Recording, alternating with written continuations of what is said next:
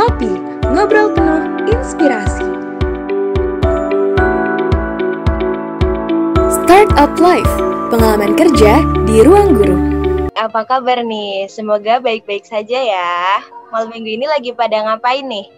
Kuliah online, tambah banyak ilmu, atau cuma tambah banyak tugas aja? Sebelumnya kenalin dulu, di Ngopi Podcast episode kali ini, kalian bakalan ditemenin bareng aku Yoma. Dan aku Eki. Nah, ngomong-ngomong soal online nih Yom, kan sekarang tuh semuanya serba online kan ya, kalau lagi pandemi. Mulai dari kuliah, kita ngajarin organisasi juga online, pesan makan dari luar, bahkan check up ke dokter pun bisa sekarang online. Bener banget nih Kak Eki, makanya dari itu nih Kak, di Ngopi Podcast kali ini kita kedatangan tamu yang udah expert di bidang platform online, khususnya bimbingan belajar, yaitu Ruang Guru nih Kak Eki. Siapa sih yang gak kenal sama Ruang Guru Kak Eki? Itu tuh aplikasi bimbingan belajar terbesar yang bahkan iklannya itu udah warawiri di mana-mana gitu Kak. Bener banget. Nah, kalian pastinya udah kepo banget nih, gimana sih pengalaman kerja di Ruang Guru ini? Jadi kita langsung aja ya, nggak usah lama-lama. Kita sambut Kak Torik. Halo Kak Torik. Halo semuanya, halo Sobat Ngulik, halo Eka, dan halo Yoma. Iya. Salam Kak. Oh ya, buat teman-teman yang belum tahu Kak Torik ini, nah Kak Torik ini sekarang itu menjabat jadi rekruter di Ruang Guru ya Kak? Iya betul. Aku di tim talent acquisition Ruang Guru. Wow, keren-keren banget tuh.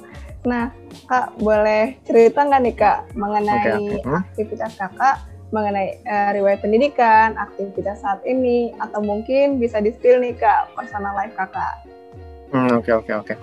Oke, jadi dulu aku ini sebenarnya lulusan manajemen juga gitu, kebetulan di S1 juga di IPB. Dulu masuk itu di tahun 2011. 2011 tuh kuliah sampai 2015 ya, dulu terakhir tuh wisuda di bulan Oktober. Dulu itu aku sempat aktif juga sih di Center of Management juga, atau di Komet juga gitu kan. Sempat juga ikut panitiaan lain di luar Komet gitu kan. Setelah lulus itu aku langsung cari-cari kerja ya, pastinya. Dulu sempat mulai dapat kerja tuh di 2016 kalau nggak salah, di Januari. Dulu sebelumnya belum pernah di HR tuh, jadi dulu pertama kali kerja aku jadi operational audit. Setelah itu baru aku pindah ke HR, ke agensi ya, habis itu ke agensi pindah ke HR. Oh ya, untuk di audit itu aku di perusahaan manufaktur sebelumnya, terus pindah ke media agency atau agensi, orang pada kenalnya gitu, sebagai HR. Di situ aku role-nya sebagai generalis. Di sana aku 3 tahun ya sebagai HR, baru aku pindah ke Ruang Guru di tahun 2019 gitu. Jadi di Ruang Guru ini baru setahun lebih lah ya, hampir setahun 2 bulan atau setahun 3 bulan gitu di Ruang Guru. Di Ruang Guru ini pertama kali masuk aku sebenarnya sebagai HR operation ya, jadi bukan di talent acquisition-nya, tapi mau di tahun 2020 ini aku pindah tugas di tim rekrutmennya atau di talent acquisition-nya, kayak gitu sih. Oke, terus kalau personal life sendiri ya, mungkin kalau dari hobi ini dulu sebenarnya pas masa sebelum pandemi ini, aku aktif di badminton ya. Jadi setiap Selasa itu dulu di kantor di provide buat badminton. Aku sering ikut, tapi karena pandemi ini jadi nggak pernah ikut aktivitas itu lagi. Sama paling hobi fotografi juga sih untuk saat ini. Jadi event aku di rumah juga kadang cari-cari idea gitu kan di home fotografi atau ya semacamnya lah, apa yang bisa dilakukan di rumah dengan kamera gitu biasanya. So far itu sih kalau dari hobi aku. Sama senang juga sih sebenarnya traveling sih, cuman karena pandemi ini jadi udah agak lama banget ya untuk nggak melakukan kegiatan ini sih, paling gitu sih.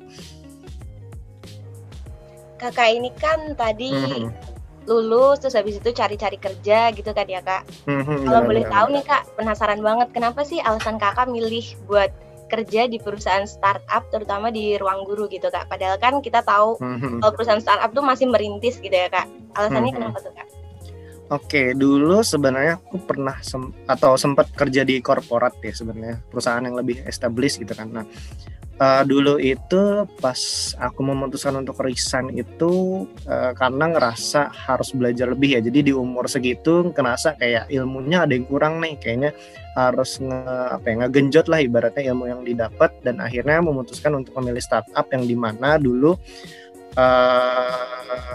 aku masih dengar kata orang ya dulu ya. Dulu kata orang tuh startup kayaknya katanya bisa dapat ilmu lebih banyak dari perusahaan korporat gitu kan. Terus karena pace-nya dinamis, jadi bakal banyak dapat masalah yang bisa diselesaikan juga gitu kan. Jadi makanya aku ngerasa harus isi ilmu aku di umur yang segitu di perusahaan startup ini, kayak gitu sih.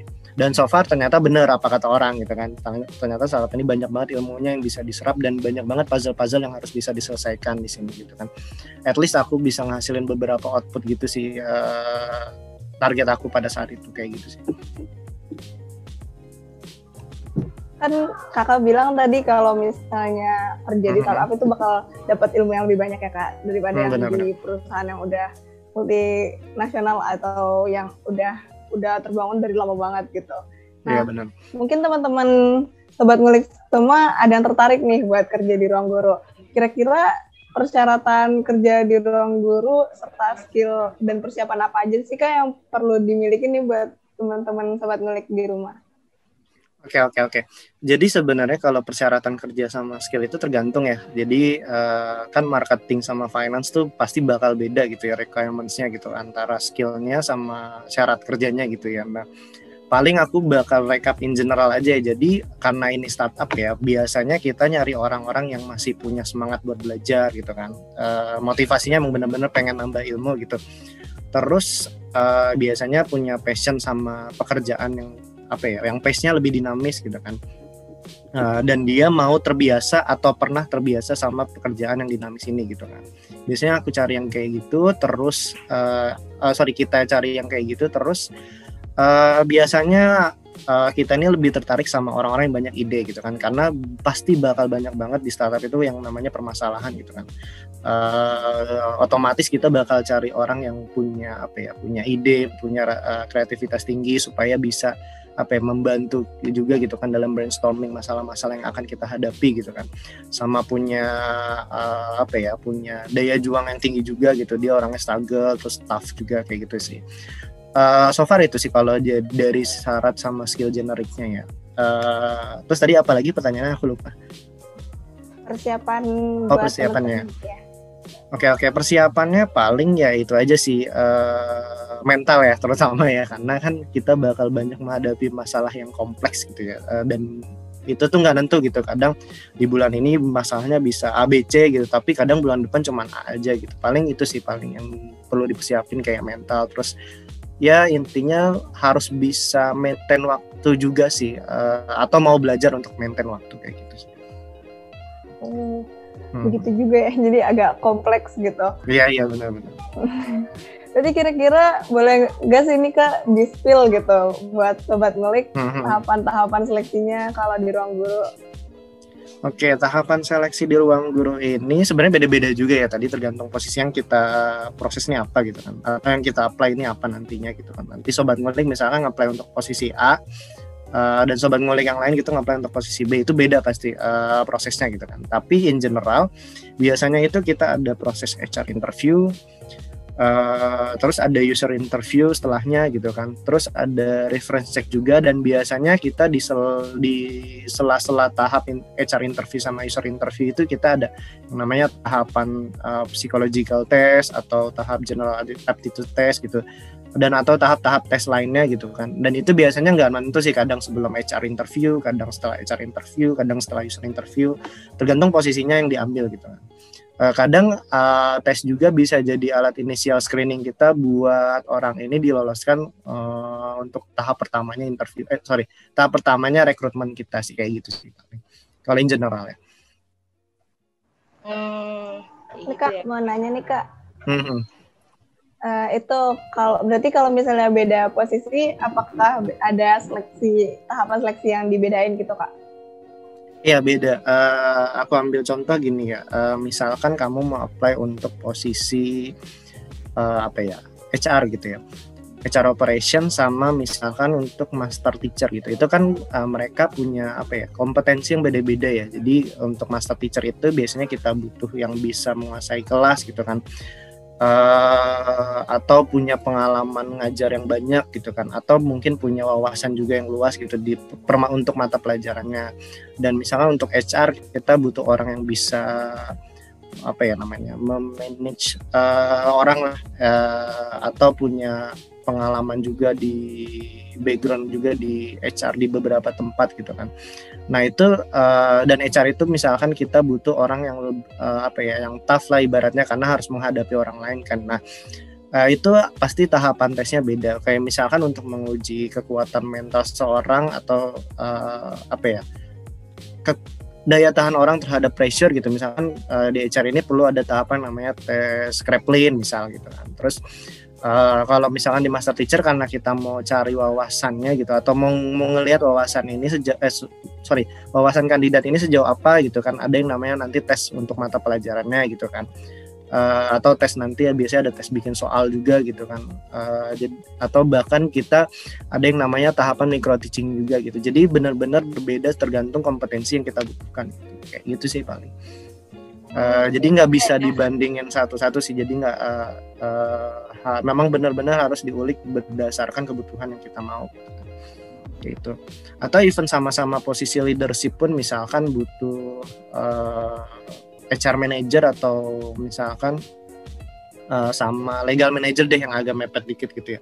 Itu pasti tahapan tesnya beda gitu. Kalau HR manager kita butuh misalkan tes ABC, kalau misalnya untuk legal manager ternyata kita butuh tes untuk kayak misalnya review draft hukum atau draft-draft perjanjian kayak gitu sih. Jadi benar-benar beda sih untuk tiap posisi, dan itu tergantung kompetensi yang kita butuhkan kayak gitu sih.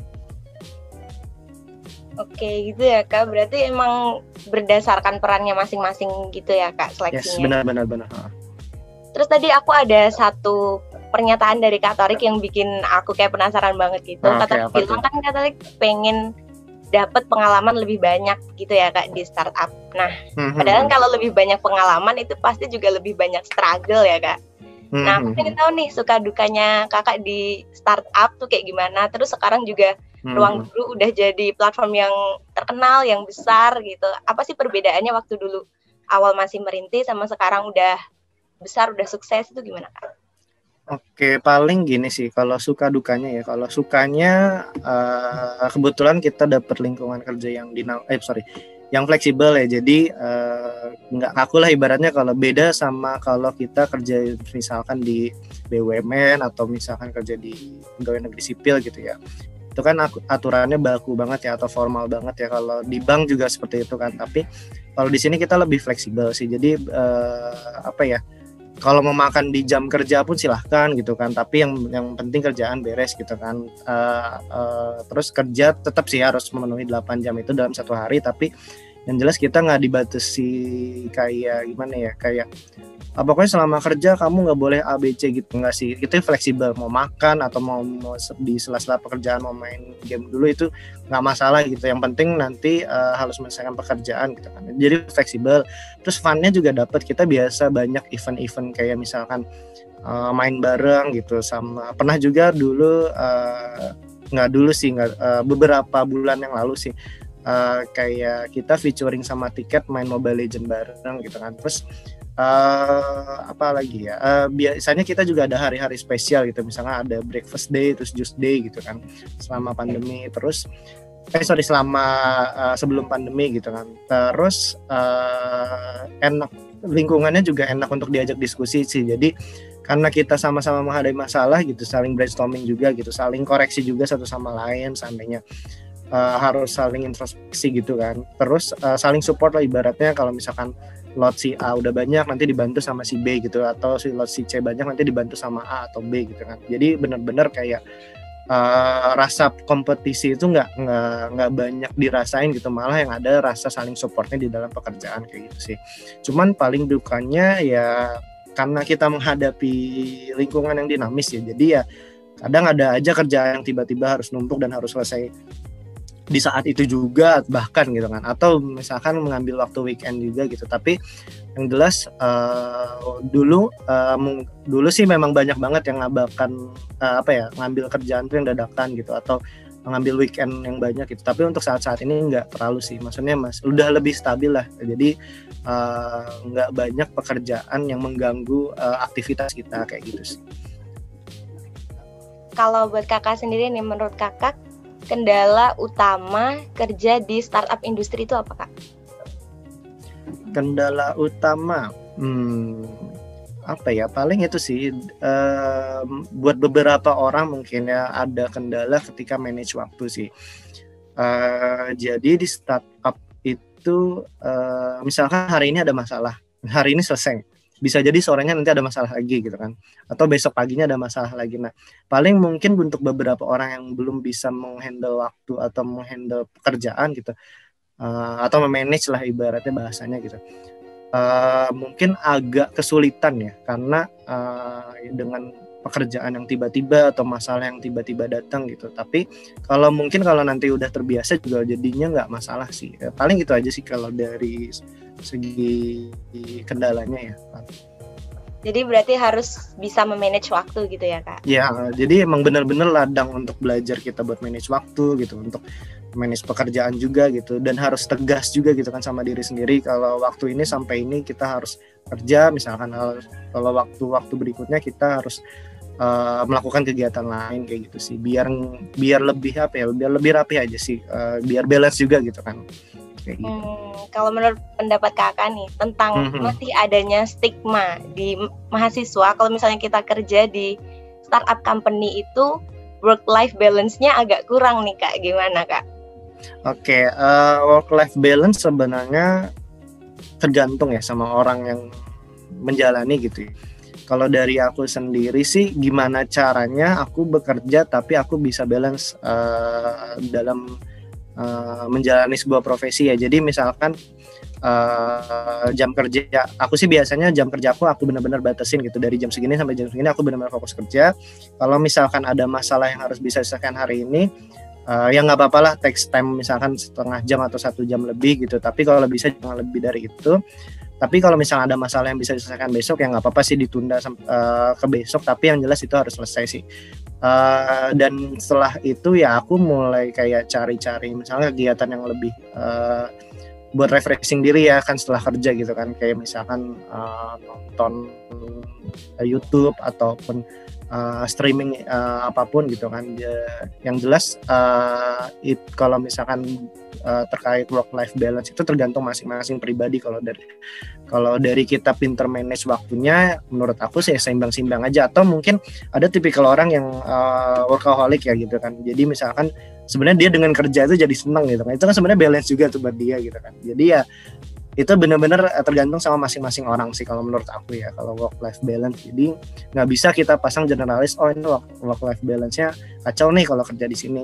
Ya itu tergantung orangnya juga sih sebenarnya kayak gitu.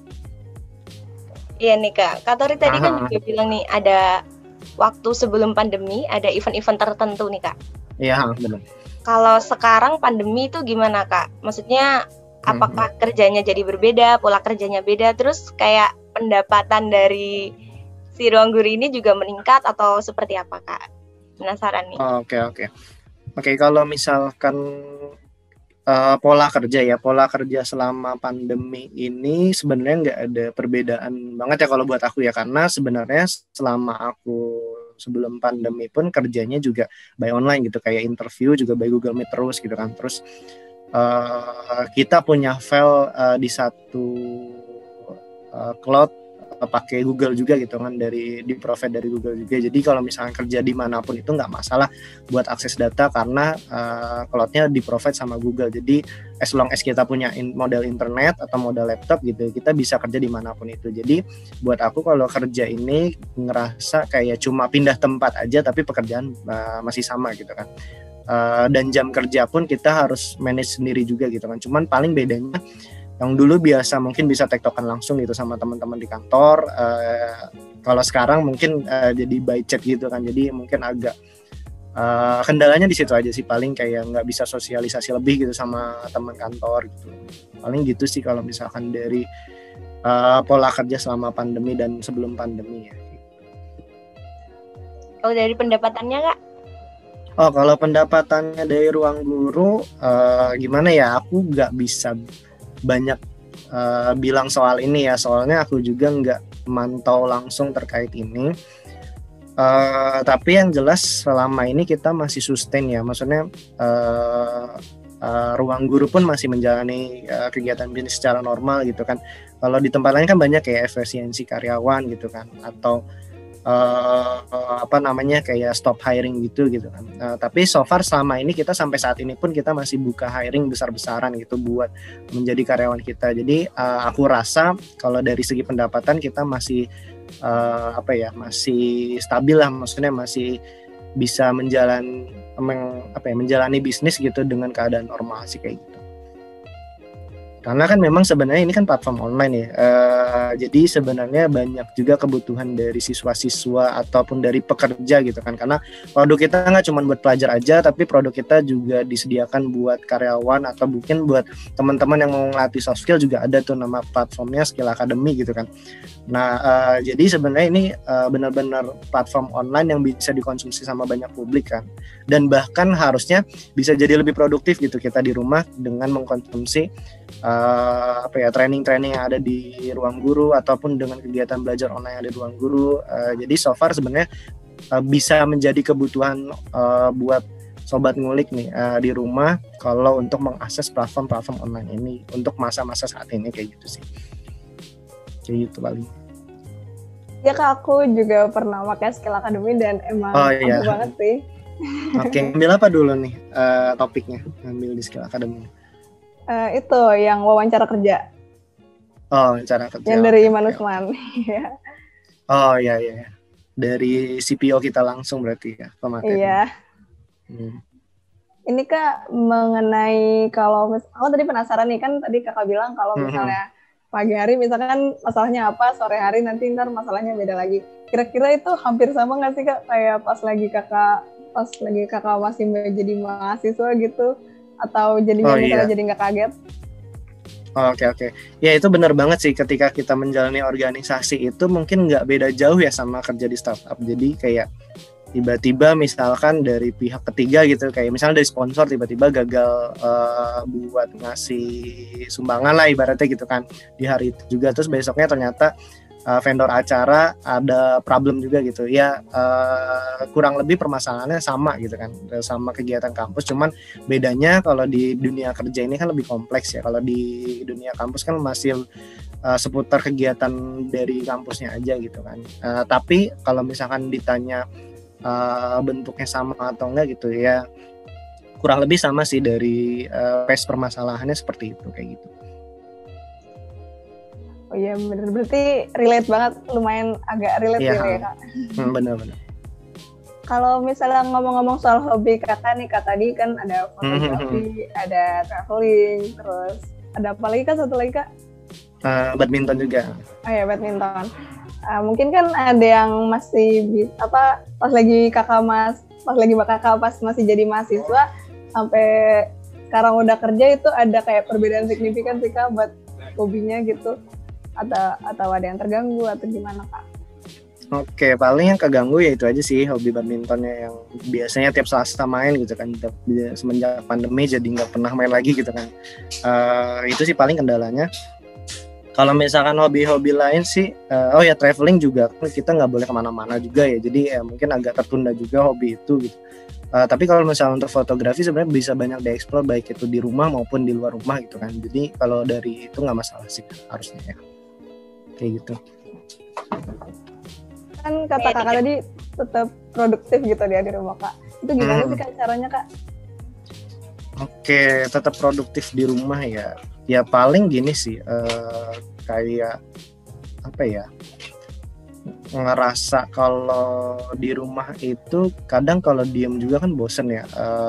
Makanya aku ngerasa ada yang harus dikerjakan gitu ya.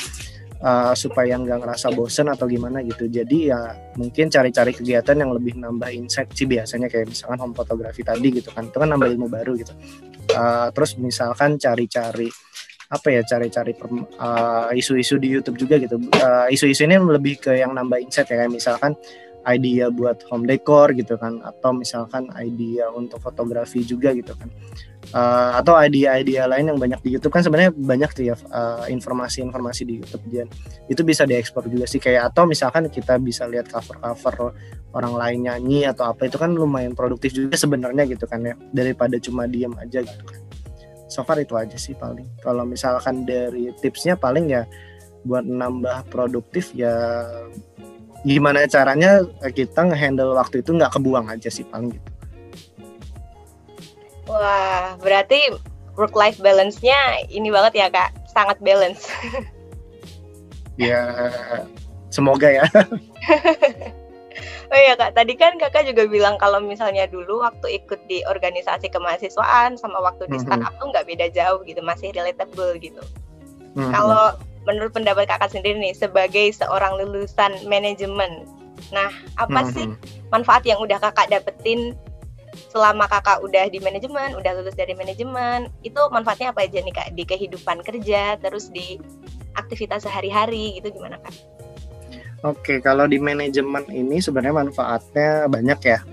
Selain dari ilmunya, dulu kan banyak juga kegiatan-kegiatan kayak misalkan ada lomba-lomba kan gitu ya, zaman-zaman kuliah gitu kan. Terus ada organisasi juga gitu. Itu kan sebenarnya ngebantu banget buat asah soft skill juga gitu. Kayak misalkan di organisasi, jadi itu kan kita semacam simulasi buat apa ya, buat eksekusi pouch-nya dari manajemen gitu kan, planning, organizing, auditing, sama controlling gitu kan. Itu benar-benar belajar banget di sana, sama ngelatih juga kita buat kerja tim gitu, buat ngelatih leadership kita juga kan. Kadang beberapa kali ada kesempatan kayak misalkan untuk handle acara A atau nge-handle divisi A gitu kan, atau nge-handle organisasi A gitu kan. Itu sebenarnya ajang banget buat kita improve diri sih sebenarnya di situ, dan buat jadi modal kita buat bekerja nanti di masa depannya. Jadi kalau di manajemen ini untungnya kita dapat teorinya juga. Jadi kalau misalnya di kuliah itu kayak semacam kita dikasih bahan makanan gitulah ibaratnya, kayak misalkan kita dikasih mangga nih kalau misalkan kuliah. Nah, untuk kegiatan organisasinya atau kegiatan-kegiatan kepanitiaan atau kegiatan di komunitas atau kegiatan perlombaan itu gimana cara kita ngolah mangganya. Misalkan mangga ini mau jadiin rujak atau mau dijadiin mango sticky rice gitu kan. Itu kan pasti kita menghadapi sebuah proses ya, supaya itu bisa jadi. Nah, di situ kita dilatih sih sebenarnya. Kayak gitu sih, itu yang didapat dari kuliah kalau menurut aku ya. Berarti dari kuliah nih kita dapat ilmu, ntar di organisasi kita dapat skill gitu ya Kak? Iya, betul. Kalau menurut Kakak sendiri nih Kak, di aktivitas sehari-hari itu gimana Kak? Skill manajemen yang udah Kakak dapat dari organisasi sama materi yang udah didapat dari kuliah itu gimana Kak? Gimana apanya nih? Apakah itu berpengaruh gitu? Maksudnya jadi misalnya ketika Kakak mau mengerjakan sesuatu jadi lebih berpikir, oh gimana ya biar ini bisa lebih efektif lagi gitu. Oh iya, tadi seperti yang aku bilang sih, jadi kayak daya analisis kita kan sebenarnya kelatih juga gitu kan. Jadi even kita mau melakukan ini, kita pasti ada kayak mikir dulu, terus ini gimana ya, baiknya gimana ya, kayak gitu-gitu kan. Terus kalau misalnya mau melakukan sesuatu, pasti kita bikin plan gitu kan. Terus ini cara organisasi gimana gitu kan. Terus nanti setelah kita ngelakuin ini, apa sih biasanya efeknya untuk kedepannya. Itu kan sebenarnya dilatih juga selama kita di kuliah atau di kegiatan organisasi. Makanya di hari-hari pun itu sebenarnya kepake banget sih, kayak gitu sih. Berarti sangat bermanfaat banget ya Kak. Iya, betul. Materi-materi manajemen yang didapat ini. Terakhir nih Kak, aku mau nanya, pesan apa sih dari Kakak buat sobat-sobat ngulik semuanya yang mungkin pengen berkarir di startup industri Kak? Oke, buat yang pengen berkarir di startup paling gini sih, ini aja sih, rajin-rajin ikut ke komunitas gitu kalau di kampus gitu kan, atau rajin-rajin ikut organisasi gitu, atau kalau misalkan ada kesempatan untuk internship gitu, diikutin aja gitu, karena itu pasti ilmu yang bermanfaat banget nantinya ketika kita masuk startup. Kenapa? Kita jadi punya gambaran untuk menyelesaikan masalah gitu kan, atau menghadapi sebuah pressure gitu kan, karena di sana dilatih juga gitu kan buat untuk kita melakukan kegiatan leadership atau kerja sama tim gitu, atau melatih analisis kita, terus melatih juga ke soft skill lainnya gitu kan, yang bisa diasah selama kegiatan di kampus gitu, dan itu jadi modal banget sebenarnya buat di startup. Karena startup ini lingkungannya lebih dinamis gitu kan, jadi mental kita tuh udah terbentuk gitu jadinya di kampus kayak gitu sih. Tuh dengan ya sobat ngulik semuanya yang mau mencoba untuk berkarir di startup industri, pokoknya kalian harus mempersiapkan skill, mempersiapkan mental, harus bisa memanajemen waktu karena fleksibel banget ya Kak. Iya benar-benar. Sesuai dengan nama kampus. Oh iya. Makasih sekali buat Kak Thorik ya yang sudah mau meluangkan waktunya untuk berbincang-bincang ringan sama sobat ngulik semua di Ngopi Podcast kali ini. Iya, thank you juga Eki sama Yoma sudah invite buat ngobrol-ngobrol nih. Semoga bermanfaat aja sih paling. Pasti bermanfaat banget buat sobat ngulik semuanya. Apalagi yang pasti mahasiswa sekarang ini kan dia idealis banget, pengen memulai sesuatu yang baru, startup gitu kan ya Kak. Semoga bisa bermanfaat. Terima kasih untuk Kak Thorik dan saya Adinda Yoma dan juga Kak Eki. Dan aku Eki, pamit undur diri. Sampai jumpa di Ngopi Podcast selanjutnya. Dadah. Terima kasih Kak Thorik. Dadah sobat ngulik. Dadah Yoma, dadah Eki. Terima kasih untuk Sobat Ngulik yang udah ngedengerin Ngopi Podcast kali ini. Dan jangan lupa untuk tetap stay tune di Ngobrol Penuh Inspirasi selanjutnya. Bye-bye!